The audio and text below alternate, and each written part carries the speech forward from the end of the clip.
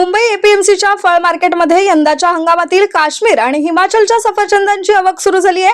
गेल्या 15 दिवसांपासून नवीन माल बाजारात दाखल होतोय आणि श्रावणासह गणेशोत्सवाच्या पार्श्वभूमीवर मागणी वाढण्याची शक्यता आहे। मात्र मुंबईच्या फळ बाजारात देशी सफरचंदासोबतच परदेशी फळांचीही मोठी क्रेज पाहायला मिळते। आकर्षक पॅकिंग, गुणवत्ता आणि ब्रँडिंगमुळे ग्राहकांचा कल परदेशी फळांकडे असल्याचं व्यापाऱ्यांचं म्हणणं आहे। ग्राफिक्सच्या माध्यमानुसार पाहुयात एपीएमसी घाऊक फळ मार्केटमध्ये बाजारभाव।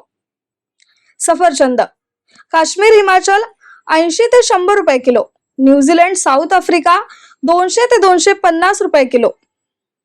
इतर फळे चिली न्यूझीलंड किवी 40 ते 50 रुपये नग, साऊथ आफ्रिका माल्टा 150 रुपये किलो, यूएसए चेरी 3000 रुपये kilo, Chile blueberry 125 gram packet, blueberry 1600 रुपये किलो, थायलंड ड्रॅगन फ्रूट 70 ते 80 रुपये किलो, भारतीय ड्रॅगन फ्रूट 80 ते 120 रुपये किलो, चायना द्राक्ष सुमारे 200 रुपये किलो।